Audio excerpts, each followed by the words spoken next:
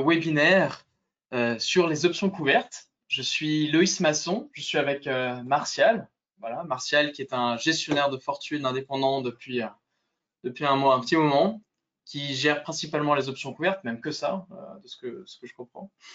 Moi, je suis chez Swissquote, voilà, depuis plus de 4 ans maintenant, je gère tous nos produits.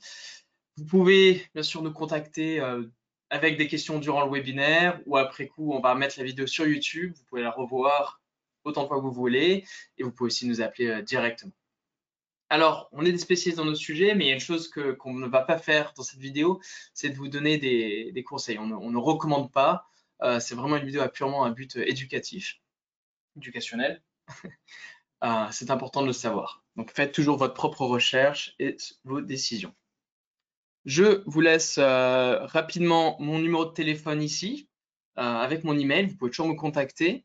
Si vous avez des questions en plus, je peux aussi les envoyer à Martial, qui vous répondra souvent peut-être directement même. Donc, c'est comme ça qu'on fait. Voilà. Et durant le webinaire aussi, n'hésitez pas à poser des questions. On y répond soit pendant ou soit à la fin. Ça sera comme ça qu'on va faire. Alors, voilà, je ne sais pas si... le but aujourd'hui, voilà, du webinaire, c'est qu'on avait déjà fait une première partie, c'est qu'on va peut-être répondre plus à des questions. On va aussi montrer rapidement comment on peut se lancer, voilà, comment on peut acheter voilà, par où on débute. Simplement, comment on peut traiter. Voilà. Bonjour à tous, bienvenue à la séquence options couvertes chez Swissquote. Je vais faire un petit rappel de ma séance du 8 décembre ici. La différence entre un call et un put. Je vous rappelle que le call est un droit d'achat. Celui qui achète un call est un haussier. Celui qui le vend, eh bien, ça sera vous, ça sera nous si vous me suivez. Celui qui achète un put est baissier sur une valeur et il est spéculateur à la baisse. Il faut que l'action baisse pour qu'il gagne de l'argent. Je vous rappelle que l'acheteur du call ou l'acheteur du put sont des perdants, donc des losers sur le marché parce que 9 fois sur 10, l'action ne va pas suivre la tendance, soit la baisse, soit la hausse. Et puis, le temps va leur manger leur prix surtout et personne ne pourra vous dire autour de vous qu'un acheteur de put ou un acheteur de call va vivre de cette manière, ça sera impossible. Donc, on va revenir à la vente de call ou à la vente de put. Je vous suggère maintenant de passer peut-être à une petite répétition pour un premier exemple.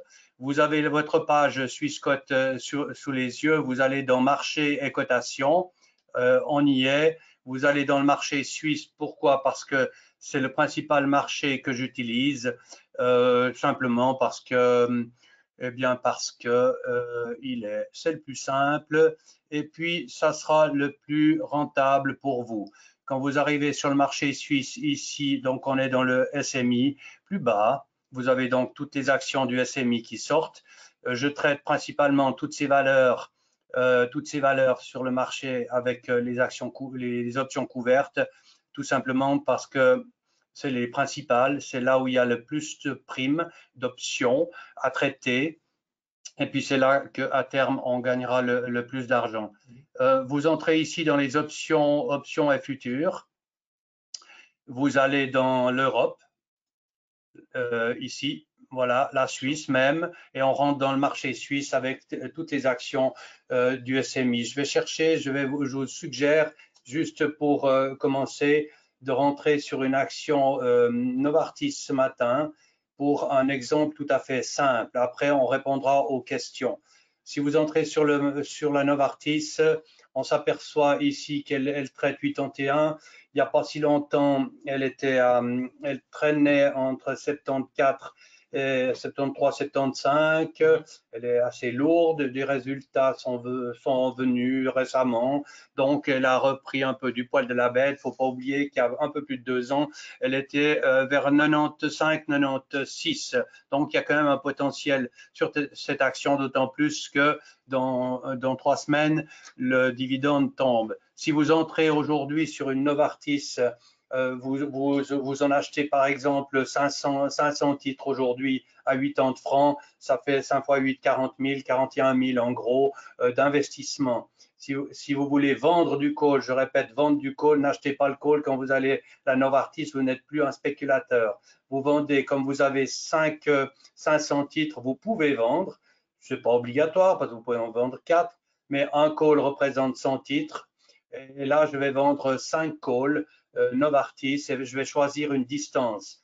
Ici, vous remarquez qu'il y a les distances, on est sur février, c'est beaucoup trop court. Je traite en principe les distances sur des valeurs de cette acabit. Je les traite sur 3, 6, 9 mois, voire 12 éventuels.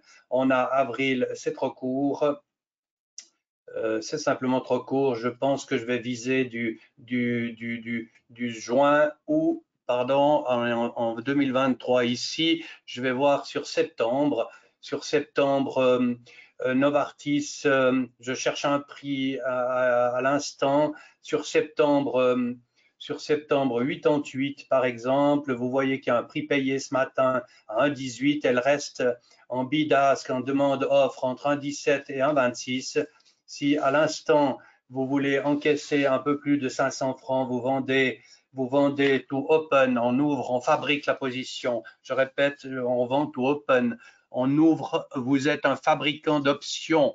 Alors, on vend 5 calls Novartis septembre 88 à 1,18. Pourquoi j'ai choisi septembre?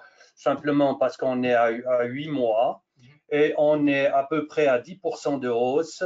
Et puis 1 franc, ça peut paraître peu, mais il faut savoir que dans 3 semaines, la Novartis va payer 3 francs 10, je crois, de dividendes et le prix du dividende est compris dans la prime. C'est pour ça qu'elle est un peu plus faible. S'il n'y avait pas de dividende entre deux, on aurait encaissé 2 francs 50, à peu près 2 francs 50 à 3 francs sur cette distance-là. Ça, c'était pour l'achat d'actions pures et la vente de calls, ce qui signifie simplement que vous avez des calls couverts, qui est le titre de l'émission. Aujourd'hui, deuxième chose, si on reste sur Novartis, vous pouvez estimer que la Novartis est trop haute parce que vous l'avez vu à 76 récemment. On peut dire qu'elle est trop haute. Puis c'est votre affaire de le penser. Mais si elle est trop haute, puis que vous voulez l'acheter plus bas, je vous suggérerais de bloquer simplement une quarantaine de milliers de francs sur votre dossier, donc du cash. Et puis je suis arrivé sur les puts. Vous avez vu que j'ai changé entre call et put.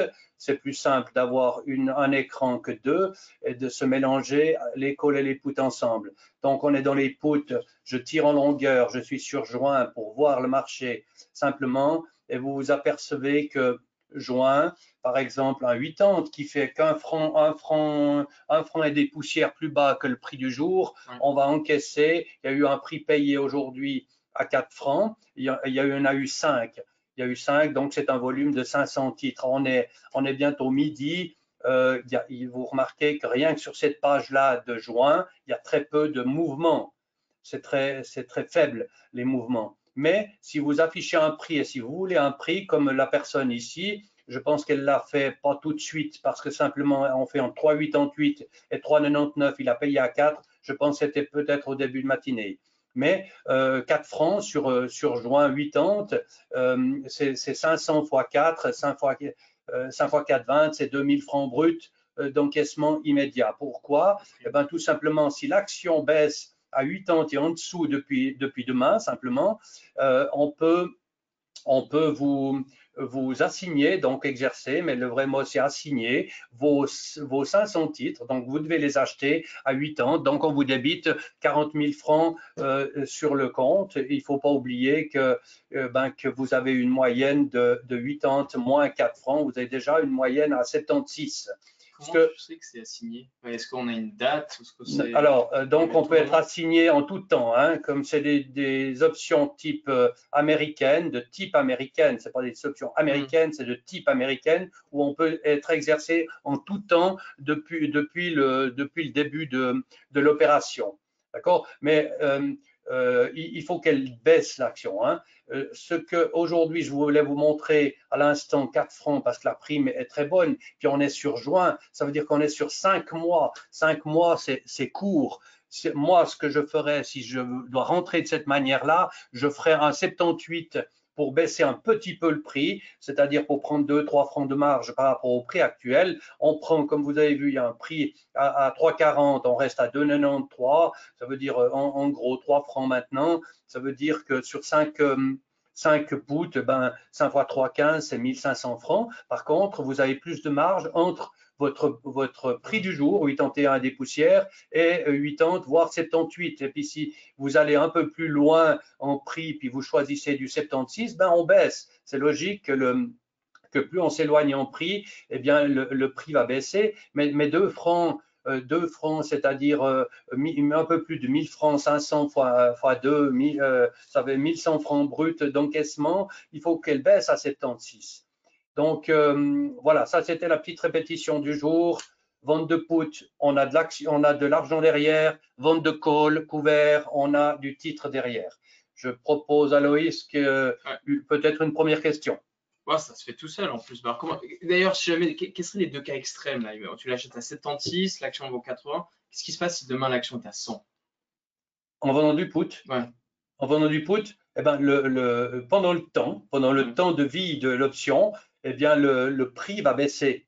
Ouais. Le prix va fortement baisser si, comme Loïs le dit, elle monte à 100. Donc, dans 10 jours, elle monte à 90. Les 4 francs que vous avez encaissés là, eh ben, ils vont valoir 2 francs. Ça veut dire que vous pourriez, vu que c'est du type américain, vous pourriez les racheter à moitié prix. L'opération et ça veut dire que vous l'achèteriez en closing, to close, vos 5 puts. Et ça, mais il faut être très fin et très prudent si vous passez vos opérations seuls. Pas confondre et pas se tromper entre le to open ou to close. On close, on ferme une position quand on a déjà fabriqué le call ou le put. Hein. On ne peut pas fermer une position en entrée de marché. Je vais lire peut-être deux, trois questions qui ont été posées. Voilà, parce qu'on en discute tout à l'heure. Pourquoi est-ce que tu fais des échéances de plus de 6 mois et pas 1 mois, 3 mois? Alors, ça, c'est une entrée de dossier. Je vous présentais ça à l'instant. Pourquoi 6 mois? Non, je fais 3 mois, 6 mois, 9, 12 et plus long s'il faut. Les moyennes, pourquoi 3 mois? 3 mois, c'est déjà court. C'est déjà très court et comme le prix de l'option est dépendant du temps, suivant le montant que vous placez, eh bien, la prime est un peu faible et faiblard. Donc, en entrée de bourse, je dirais, en entrée de marché pour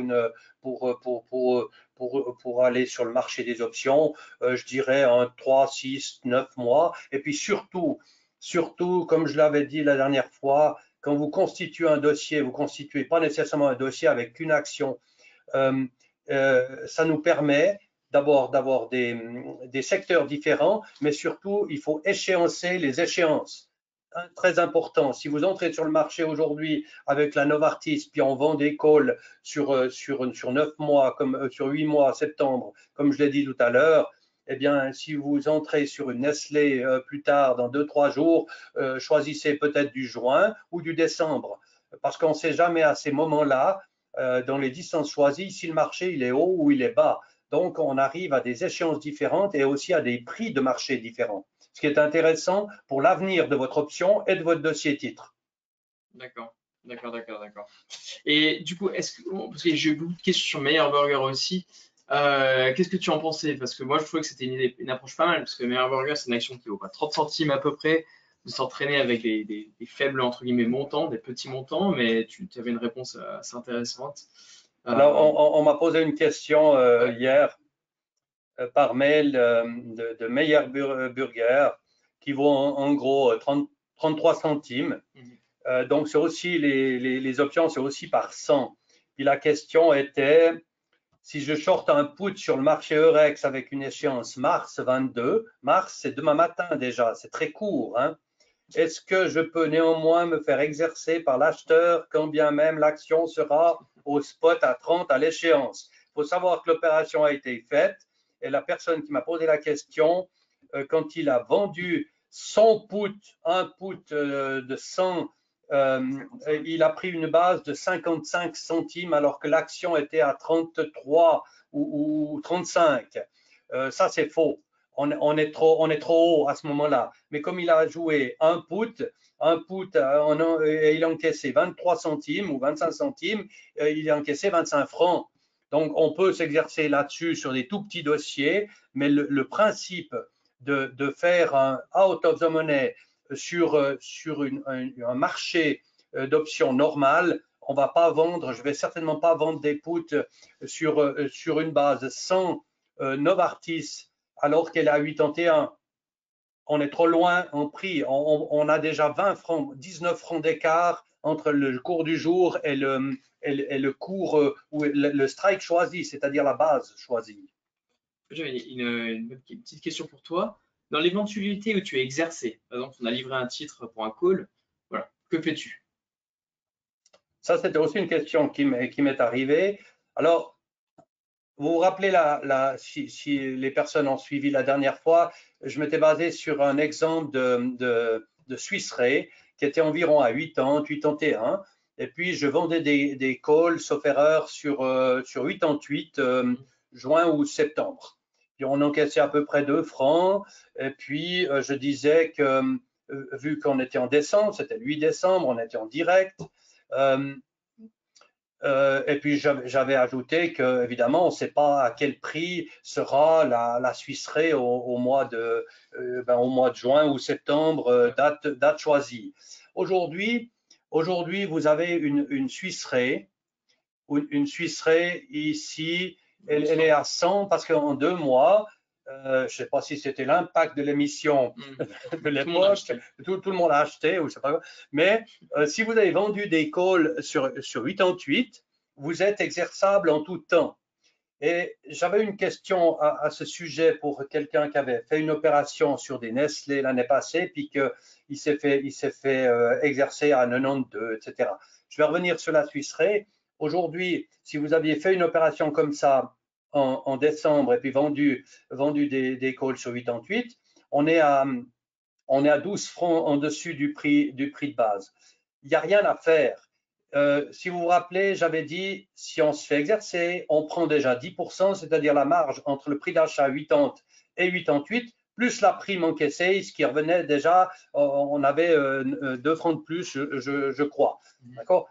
Il ne faut surtout pas paniquer et surtout pas racheter à cette distance de l'échéance, de juin ou septembre.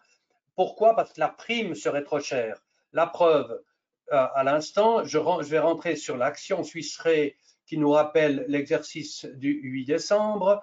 Alors, on rentre dans l'action Swiss Re qui va nous tomber dessus. Là, ouais, voilà.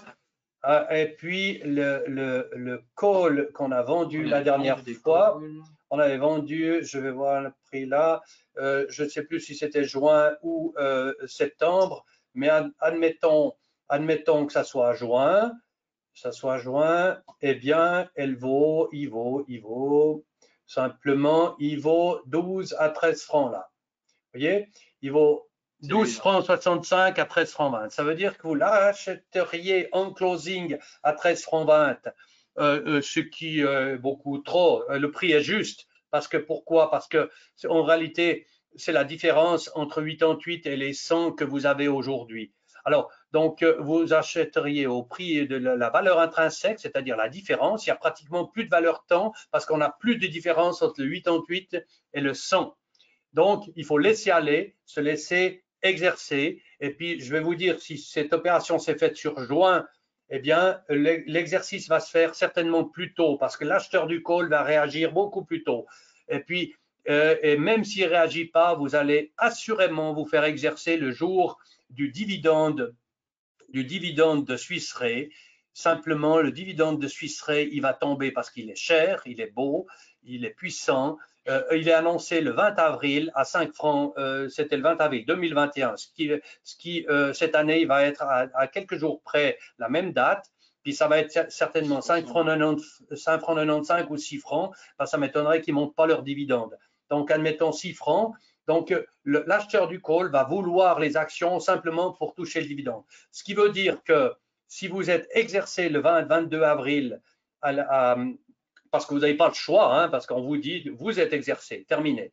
Voilà, donc vous encaissez vos 88 000 francs, puis votre opération est finie.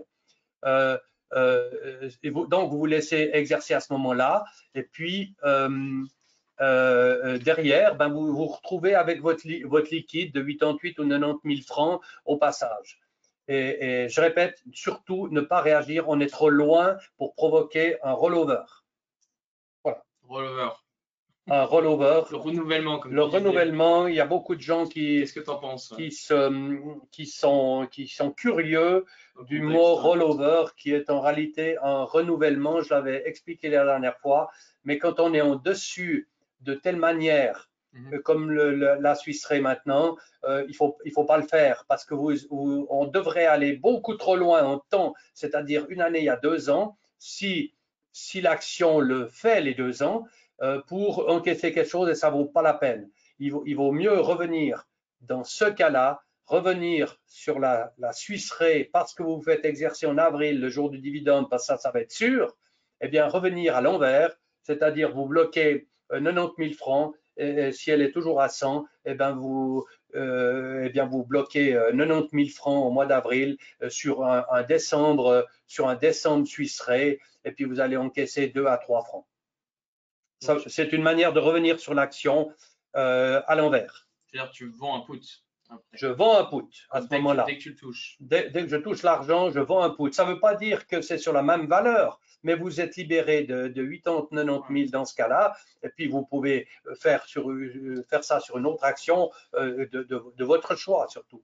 Tu vends, juste un peu. Enfin, des fois, tu t'achètes vraiment, tu vends un call et après, du coup, tu vends un put en fonction. Voilà. Le rollover, il faut le faire quand vous êtes, je dirais, en dessus du prix, quand il s'agit des calls. Quand vous êtes en dessus du prix d'une petite dizaine de pourcents, 10-15% maximum, on peut provoquer le rollover. Il faut être assez fin pour le faire parce qu'il faut assurer le coup. Il faut racheter en closing, vendre en opening, mais vous devez assurer le closing, la fermeture de votre call vendu quelques mois avant de vendre. Et puis là, vous prenez un écart parce que l'écart obligatoire, ça sera le titre qui vous le donnera. Ça veut dire la longueur du temps. C'est le temps qui fait le prix sur une option, à part la volatilité également, bien sûr. Beaucoup de clients m'ont posé cette question. Quelles sont à peu près les performances moyennes voilà, de ces portefeuilles avec des covered calls, avec cette stratégie que tu as vue voilà, sur toutes tes années dans le travail? Pas forcément toi, mais ce qu'on peut s'attendre et qu'est-ce qui est important aussi à savoir, parce qu'on parlait de dividendes, on parlait voilà, aussi de primes optionnelles, voilà. Alors, la question, évidemment, on me l'a posée des centaines de fois depuis le temps. Alors, je l'avais dit la dernière fois, à peu près, si vous faites abstraction de la valeur du titre, qui monte ou qui baisse, le titre, eh bien, vous encaissez régulièrement entre 3 et 5-6% de primes optionnelles annuellement.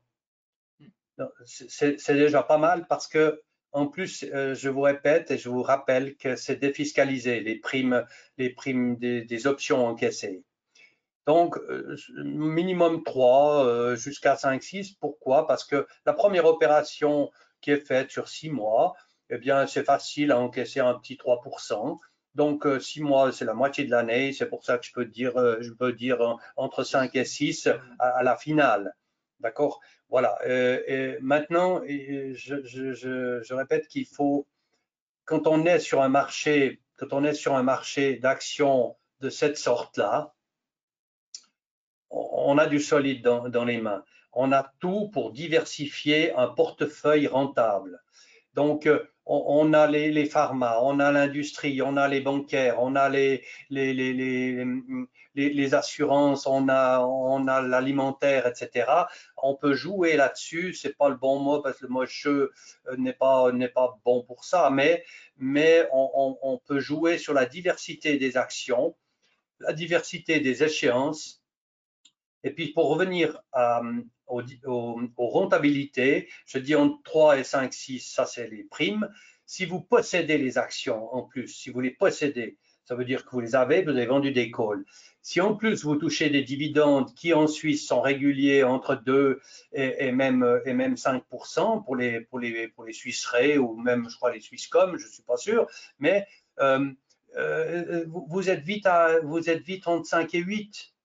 Hein, mais il faut faire abstraction de la valeur du titre. Aujourd'hui, une Suisse Re est à 100, elle a touché 115 avant le Covid, 115, 116 je crois, donc elle va y revenir, mais quand ça m'intéresse pas trop du moment que je travaille sur les primes de call ou de put là-dessus et on s'amuse entre le haut et le bas d'une valeur. Mais si vous faites abstraction simplement de la valeur du titre qui baisse de 10% ou qui monte de 10, eh bien, on est très régulier. Et j'avais exprimé un mot la dernière fois. Dans ce marché-là, vous lissez votre portefeuille, vous lissez régulièrement vos rentabilités à moyen long terme. Il ne faut pas penser jouer sur 3-6 mois sur ce genre de marché. On peut s'amuser avec une petite vente de put aujourd'hui pour 10 000 francs, ce que je ferai peut-être après pour vous montrer. Mais si on joue, si on veut placer à long terme, il faut penser long, il faut penser solide, c'est-à-dire la solidité des titres du SMI, en tout cas pour moi, pour plus de 90% des portefeuilles que je gère. Est-ce que tu ferais cette stratégie sur des trucs vraiment spéculatifs de temps en temps ou tu as essayé? Oui, alors je dirais pas spéculatif, mais j'en avais gardé une bonne pour la route. Une bonne croissance. Non, une bonne action pour la route. Pour la route, mais je voulais la garder à la finale, si c'est possible. Par contre, je voulais venir sur un exemple parce que je sais que je m'adresse pas toujours à des personnes fortunées ou moins fortunées, donc je connais pas les volumes, mais si on veut commencer petit, par exemple, alors je vais donner un exemple de petit. Aujourd'hui, j'ai vu que le Crédit Suisse, comme d'habitude, nous en fait une, elle baisse de 4-5%, par exemple. Hein. Donc, voilà, donc je sais quand est-ce qu'ils arrêteront, voilà, mais c'est pas grave, elle est en dessous de 9 maintenant, alors elle s'était bien un peu reprise, mais aujourd'hui, elle est à 8,80. Je vais rentrer sur le marché des options. Pourquoi? Parce que vous avez un petit 8 000 à placer, par exemple. Donc j'arrive sur le marché Crédit Suisse qui va nous arriver, il est déjà plus haut. Ouais. Il était là. Voilà, il est là, le Crédit Suisse. Votre page se présente toujours comme ça. Vous avez du call, du put. Si vous avez 8 000 francs à placer, je rentre dans le put. Elle est toujours ici, elle est affichée à 8,77. Donc évidemment, ce matin, elle va pas fort. Par contre, de toute façon, ce qu'on sait, c'est que même si elle baisse demain ou elle monte demain, un 8 est bon marché. En attendant la prochaine case, parce qu'elle montre entre deux, puis peut-être qu'ils vont nous en sortir une nouvelle derrière.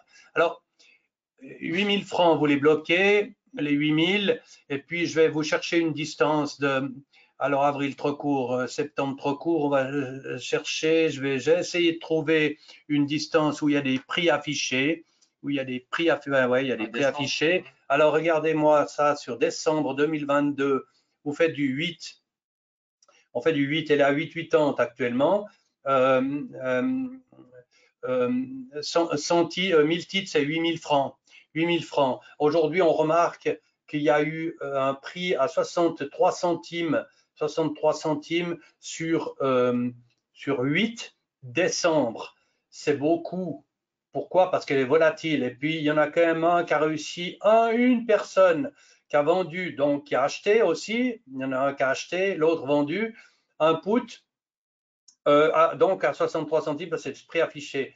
Vous, si vous voulez, si vous avez aux yeux avec la Crédit Suisse, puis que vous avez 8 000 francs, vous vendez 10 puts Crédit Suisse décembre en opening, évidemment, vous vendez au open 10 puts Crédit Suisse décembre 22 base strike 8 francs, vous allez encaisser 65 centimes, c'est-à-dire 650 francs bruts, qui représentent 8% du marché, et il faut qu'elle descende de 10%, vu qu'elle a 8,80, moins 10% c'est 8, il faut qu'elle descende de 8% pour qu'on vous la refile, c'est-à-dire que vous devez l'acheter à 8 francs. Si jamais elle baisse à 8 francs et en dessous, puis on vous la donne, vous devez l'acheter, vous devez sortir les 8 000 francs, eh bien, vous avez une moyenne à 7,40, à 7,35, puisque 8 francs moins 65 centimes, eh bien, c'est 7,35.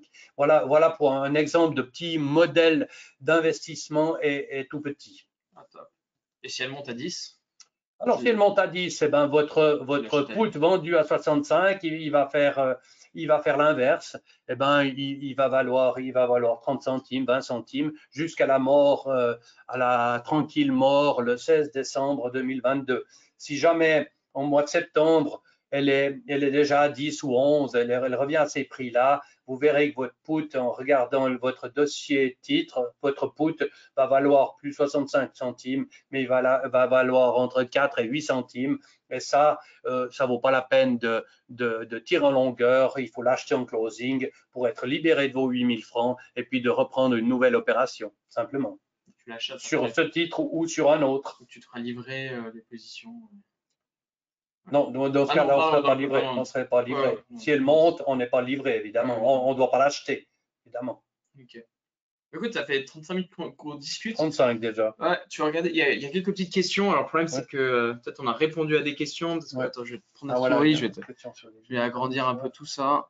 N'hésitez pas à en poser d'autres. Ah, moi, j'ai fait disparaître le truc. Outil. Où est-ce que c'est? Ah, c'est là. Il y a plusieurs écrans pour ceux qui ne voient pas. Et d'ailleurs, je vous remercie pour prendre votre pause à midi pour nous écouter. C'est assez gentil. Alors, il y a beaucoup de... en commençant par le début. Quels sont vos critères? Bon, ça, on a répondu pour dire que l'échéance est trop courte. Ça, là. Alors, c'est le prix. Hein. Les critères pour dire que l'échéance est trop courte, c'est le prix de la prime qui peut être trop faible parce qu'on a une échéance trop courte. Pour un acheteur, moins il paye, mieux ça vaut. Mais par contre, il a le danger que en ayant l'échéance trop courte, que l'acheteur du call, par exemple, que le titre ne monte pas assez vite ou ne monte pas du tout, et puis il va perdre sa mise. De toute façon, l'acheteur du call perd sa mise pratiquement toujours. Donc, pour cette question, quelle est la moyenne de volatilité conseillée? Est-ce que c'est une question, la moyenne de volatilité? Moi, je m'en aperçois, en tout cas quand je place, je vois la volatilité dans les prix qui sont affichés. Aujourd'hui, on aura une plus grosse volatilité sur une Crédit Suisse parce qu'elle bouge beaucoup. On en aura une beaucoup plus faible sur la Nestlé parce qu'elle est beaucoup plus lourde et elle est tranquille actuellement parce qu'elle est descendue de 130 à peu près 120. Donc, je n'ai pas de moyenne à suivre là-dessus. Moi, ce qui m'intéresse, c'est le prix encaissé. Le prix affiché me fait l'encaissement. C'est-à-dire, quand je vends du call, je me dis, ouais, ça me convient parce que c'est quelque chose de logique. Donc, c'est ce qui m'intéresse pour le client. C'est de vendre un call et qu'il encaisse simplement une prime adéquate ou agréable pour son portefeuille. Quand on encaisse une prime, eh bien, simplement, eh bien, c'est sur votre compte. Hein. C'est sur votre compte et on ne va pas vous l'enlever. Une question de Bernard qui me demande à partir de quel montant de fortune globale est-il judicieux d'investir selon votre stratégie d'options couvertes? Ouais, ça c'est aussi une question très fréquente. Il n'y a pas de petits et de gros dossiers. Sur un dossier de 20, 30 000 francs qui est un petit dossier, on mettra peut-être deux valeurs, donc on diversifie moins. Mais si c'est un plus gros dossier de quelques centaines ou millions, eh bien, on s'amuse largement avec la diversité des secteurs et la diversité des échéances et des primes. ce qui veut dire plus on est gros, plus on aura de primes régulières. Et puis les titres choisis, eh bien simplement nous font cette diversité-là, mais c'est les plus rentables, c'est plus ils sont gros, plus ils sont rentables. Ouais. Ok, bah, merci. Il y a une question de Joe. Dans votre stratégie, il vaut mieux que votre call soit exercé afin de dégager du cash pour vendre un put ou pas forcément? Pas forcément, Ok. parce que l'idéal dans l'exemple de la Novartis du début Hmm. de la séquence, là, 74. je vous rappelle qu'on avait acheté à 81, on vendait à 88 hein, en septembre. En septembre, si elle n'est pas à 88, puis qu'elle elle est à 85, 87, c'est l'idéal. Pourquoi? Parce que le troisième vendredi de septembre, quand votre call est mort, parce qu'il va être mort, il va mourir de sa belle mort le troisième vendredi de septembre s'il n'a pas atteint les 88.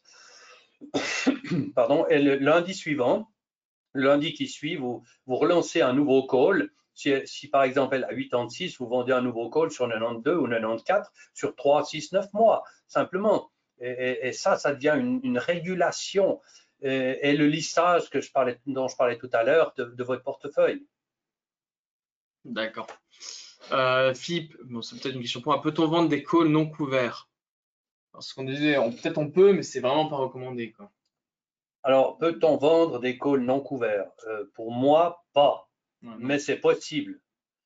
La personne qui vend du call sans être couvert, il devient spéculateur. Pourquoi? Parce qu'il n'a pas les titres.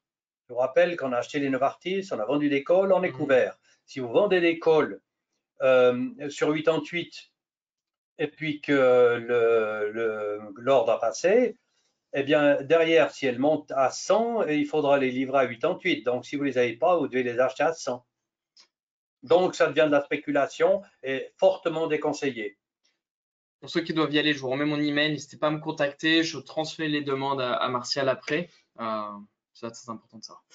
Il y a une question de Frédéric. Bonjour Martial, que serait l'autre marché aussi intéressant que le SMI? Alors, je ne sais pas si tu fais d'autres marchés. Alors, oui, je fais quelques autres marchés sur l'Europe ou les États-Unis, un peu à la demande, mais c'est relativement rare. Les États-Unis sont quand même un peu plus volatiles.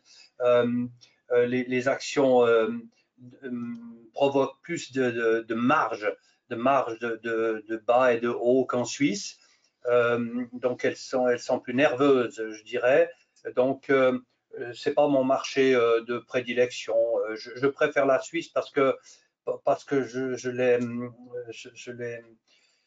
l'ai vécu et depuis très longtemps. Et puis on n'a pas le risque du change en même temps si vous êtes dans une action américaine. Puis tu as peut-être plus de nouvelles aussi, Et puis voilà, on connaît mieux le marché ici. On peut dire oui, Martial, il est peut-être un peu très suisse, mais il en est fier et puis ça va bien comme ça. Parce que c'est tellement régulier ce marché-là qu'on en vit depuis longtemps. Par contre, tu arrives à la fin peut-être. J'en avais une peut-être. Ouais. Une peut-être pour la route. Alors ça va plaire peut-être à la personne qui m'a posé la question sur d'autres marchés. Donc marché peut-être américain. Alors, j'avais prévu un petit... C'est René qui me fait rigoler. Là. Pardon? Salut Martial, une question de René. Pourquoi est-ce que mon banquier ne sait pas me répondre concernant les puts et les calls? Faut changer de banquier. Non, il ne faut pas changer de banquier. Parce que si vous allez c'est René qui a posé la question, il ne faut pas changer de banquier parce que l'autre banquier ne sera pas non plus.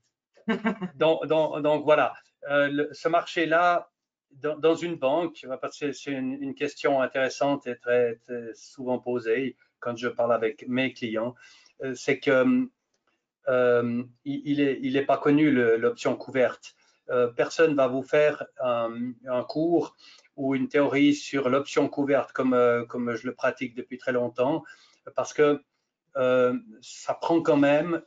D'ailleurs, il faut déjà savoir, connaître, maîtriser, et puis après, ça demande quand même du temps de réflexion, du temps de choix, etc. Et puis, ce temps-là, je ne pense pas que le banquier en a beaucoup. S'il maîtrise l'option couverte, tout le monde peut maîtriser l'option pure, c'est-à-dire à l'achat de put, l'achat de call, je rappelle, mais l'option couverte, je ne pense pas qu'il y a beaucoup de monde qui maîtrise ça. Donc, vous n'en verrez, je pense que vous n'allez pas trouver quelqu'un qui vous explique ça. Et très souvent, les réactions, si vous demandez à votre banquier, dis donc, j'ai vu sur le webinaire Swissquote quelqu'un qui parle d'options couvertes, ça m'a l'air sympathique. Il y en a un certain nombre, pas mal, un gros pourcentage qui diront à vous comme client de cette même banque, fais attention, il est en train de spéculer, ce qui n'est pas vrai. Pourquoi? Parce que, un, il ne maîtrise pas, parce que quand on parle d'options, je rappelle encore cette phrase que j'ai dit le 8 décembre, c'est quand on parle d'options, le mot option signifie pour beaucoup de monde spéculation, parce qu'on le pense à l'achat, l'option, on ne le pense pas à la vente, et surtout couvert en plus. Hein. Donc, le banquier va réagir de cette manière-là. Voilà. Bon, peut-être ton exemple, parce qu'il y a beaucoup de questions qui arrivent, mais c'est vrai que… Très bien. Alors, j'avais préparé, voilà, sur un autre marché, juste pour le fun. Je vais arriver, vous voyez, on est dans les options ici, je vais arriver dans les options américaines. Mais il y a une petite consonance suisse, vous verrez à l'arrivée. Voilà, je vais arriver dans une option américaine. Évidemment, il y en a vraiment énormément.